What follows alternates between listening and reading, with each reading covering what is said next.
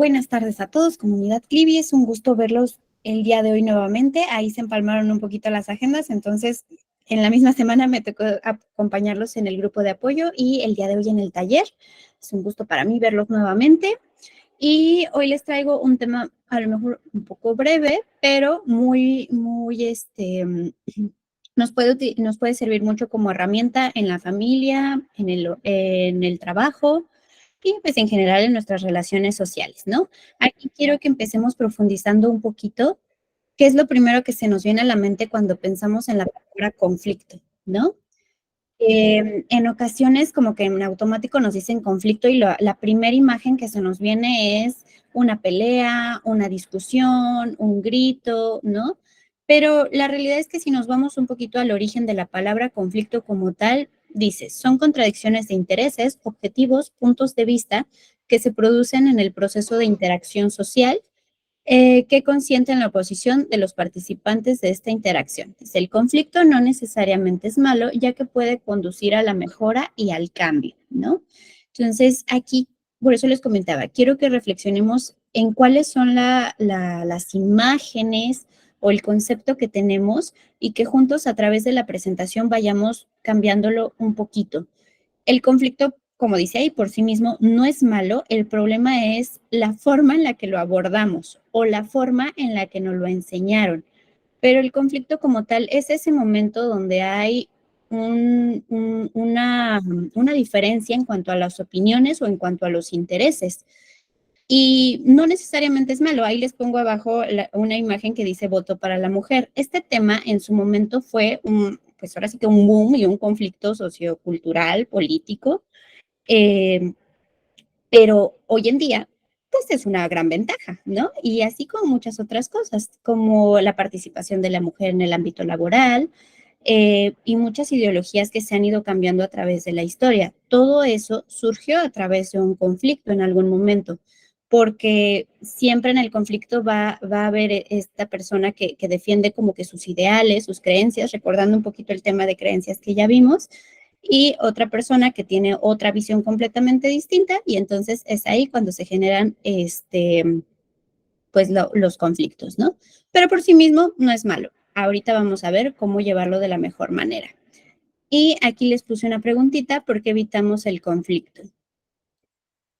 Dice, razones por las que evitamos el conflicto. Puede ser por experiencias negativas en el pasado a la hora de pensar diferente, por evitar la incomodidad, por miedo a la crítica y a ser juzgados, por tener una sensación interna de temor, de incapacidad o de vulnerabilidad.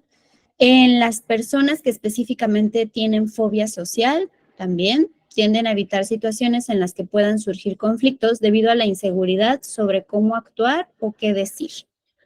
Ahí ya es como que un poquito más la parte más extrema. Las personas que viven con fobia social y que no han entrado en un tratamiento constantemente tienen en su mente esta autocrítica de chin, me estaré viendo bien, qué estarán pensando las personas de mí y muchas veces no disfrutan como que esta parte de la convivencia porque están todo el tiempo vigilando sus ademanes, la forma en la que hablan y la forma en la que también se dirigen las demás personas o el cómo responden a sus comentarios, ¿no?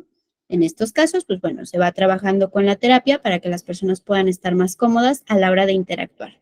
En otros casos donde no hay fobia social, puede ser que haya habido malas experiencias probablemente en la infancia.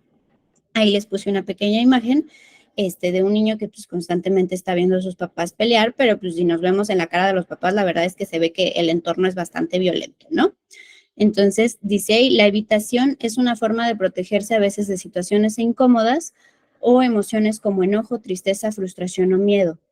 Pero si hablamos de una salud mental, la verdad es que no se recomienda evitar el conflicto, porque muchas veces el hecho de evitar el conflicto, tarde que temprano, va a hacer que todas esas emociones que hemos estado eh, guardando en nuestra cajita emocional, el enojo, la tristeza, la frustración, el miedo, el día de mañana salgan y de la peor manera. No es lo mismo poner un límite a tiempo en el cual yo diga, oye, disculpa, veo que me estás alzando la voz, veo que ya no te estás dirigiendo con respeto a mí, por lo tanto, creo que esta conversación no va a llegar a un buen fin. ¿Qué te parece si retomamos otro día?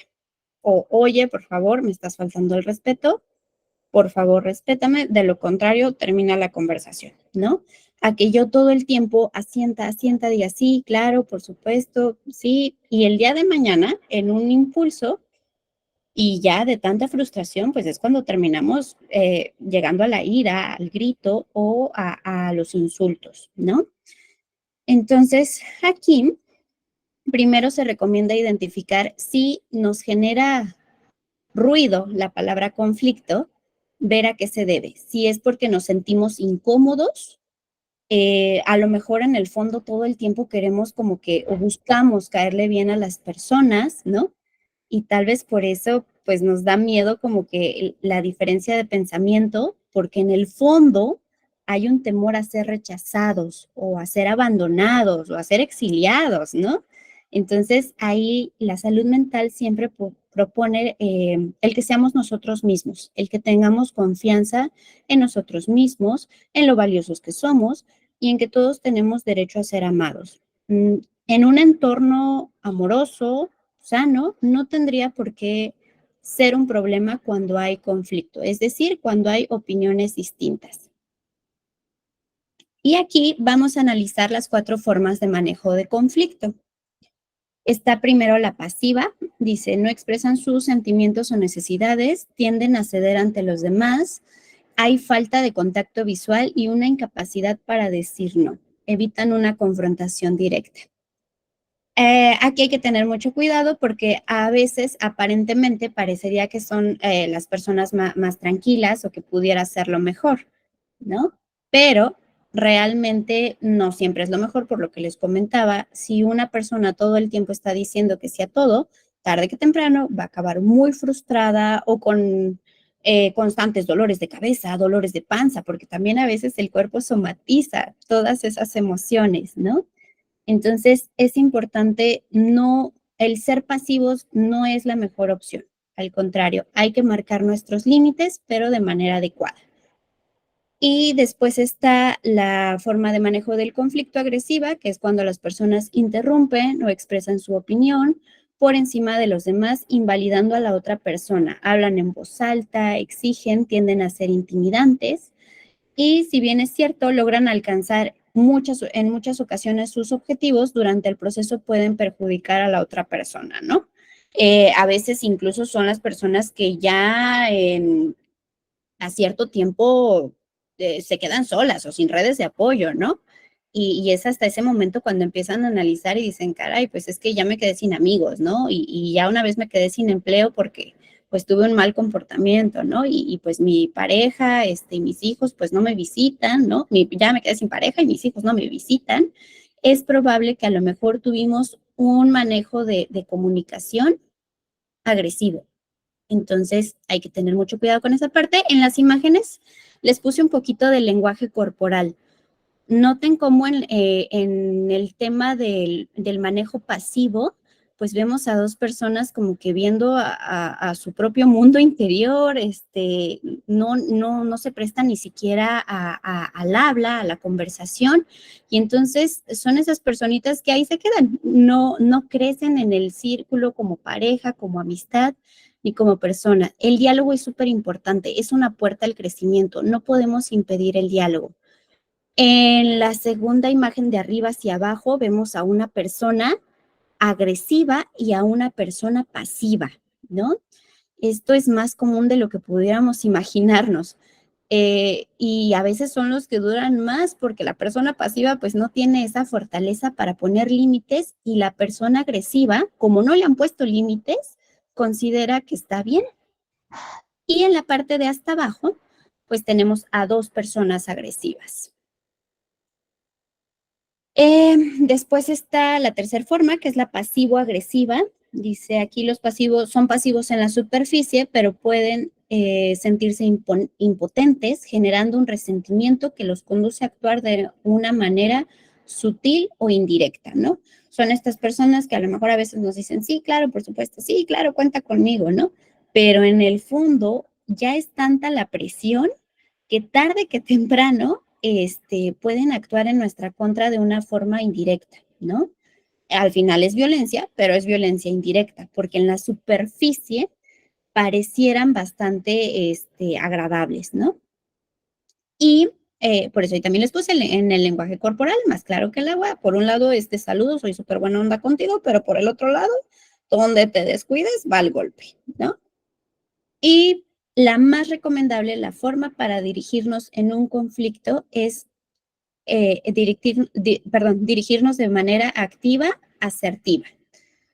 Dice, pueden expresar sus propias necesidades, deseos, ideas y sentimientos sin ser dominantes. Considerando las necesidades y opiniones de los demás, apuntan a que ambas partes ganen en una situación.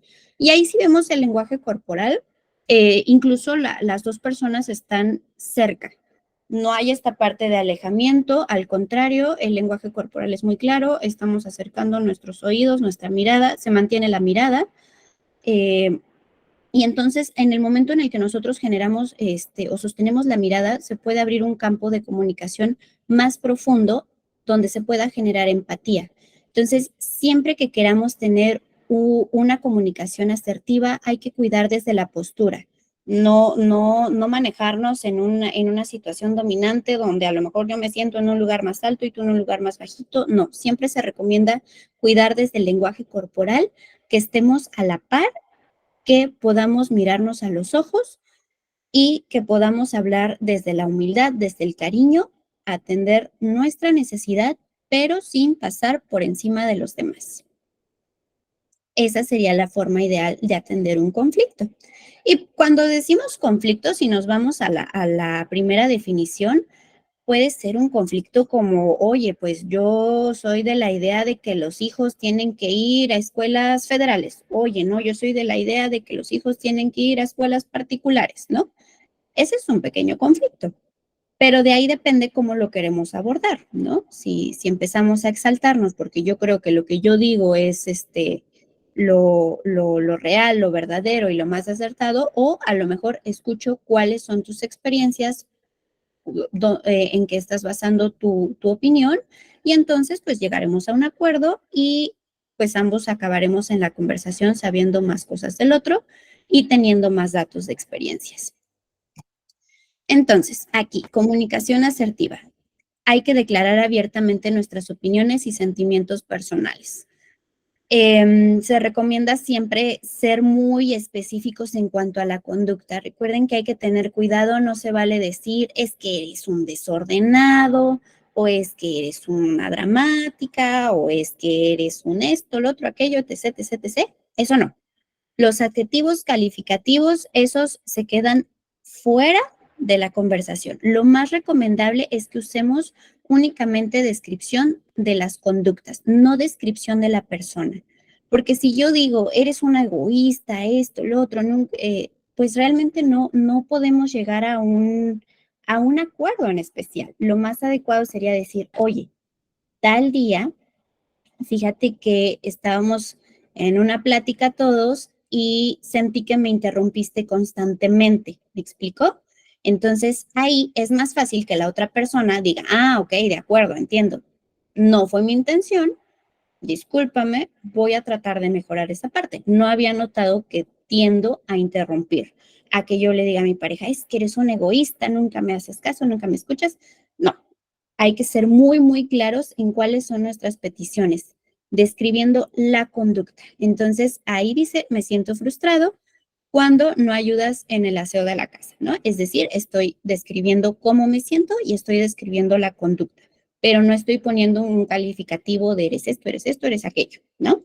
Que es muchas veces el error en el que caemos, y entonces un conflicto pequeño y objetivo se vuelve en una pelea enorme. ¿Qué más? Dice, debemos de mantener el contacto visual, expresar nuestras necesidades y deseos con confianza. Esto era un poquito lo que les comentaba. La verdad es que en un ambiente cariñoso, amoroso, no tendría por qué salirse de control la conversación. Si se sale de control la conversación, hay que tener cuidado, porque a lo mejor ahí ya nos está hablando de una serie de cuestiones que hay que trabajar en cuanto a control de ira o tolerancia a la frustración. Es importante aprender a decir no, y para ello es vital reconocer nuestros propios límites. Y aquí les puse un poquito unas imágenes y vemos es una pareja que está teniendo una conversación, o sea, ninguno de los dos se ven exaltados, volvemos al lenguaje corporal. Está, aunque está la mesa de por medio, pues ellos están como con su cuerpo hacia el frente tratando de entender qué es lo que está diciendo el otro. Y abajo, pues una familia donde son estos niños que el día de mañana incluso tienen más habilidades en la escuela, porque son esos niños que dicen, maestra, yo sí tengo una duda, o no, yo no estoy de acuerdo por esto, ¿no? A los niños que a veces vemos y están un poquito pues aislados en el salón de clases, ¿no? Probablemente son esos pequeños que a veces, aunque tienen una incomodidad, les cuesta mucho trabajo decirlo porque desafortunadamente, a lo mejor desde casa, cada vez que hay una petición, viene consigo algo de violencia o una crítica, ¿no? Entonces, ahora sí que hay que cuidar mucho las infancias. La verdad es que eh, no es un secreto que aprendemos más de lo que vemos a veces que de los consejos, ¿no? Y súper importante, cada vez que algo nos moleste, no hay que tener miedo al conflicto. Vaya, todo conflicto lleva consigo un cambio. El problema es el abordaje que se le da al conflicto. Y con esto cerramos. Dice, no tengas miedo al conflicto. Si este es manejado de forma asertiva, puede propiciar las relaciones interpersonales más sanas y en constante crecimiento y desarrollo, además de un mayor conocimiento del otro, mayor empatía e incluso más conexión. Aquí otro ejemplo que me gusta mucho es también cuando vemos una película, ¿no? Hay veces que hay personas que a lo mejor eh, se fijan un poquito más en el diálogo, hay quienes se fijan un poquito más a lo mejor en la trama, hay otros que se fijan más en la imagen, en las escenas, ¿no? Entonces, yo siempre los invito a tener mucha curiosidad. Cuando vemos una película y no faltará quien diga, a mí sí me gustó, y habrá quien diga, no, a mí no me gustó. A ver, cuéntame, ¿por qué sí te gustó? ¿Por qué no te gustó? Y solo en ese momento es cuando empezamos a conectar y a generar más conocimiento.